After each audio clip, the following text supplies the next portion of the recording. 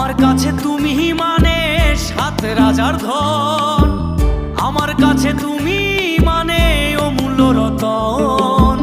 তোমার কাছে হয়তো বন্ধু আমি কিছু না, তাই তো তোমার স্বপ্নে বন্ধু আমি আসি না।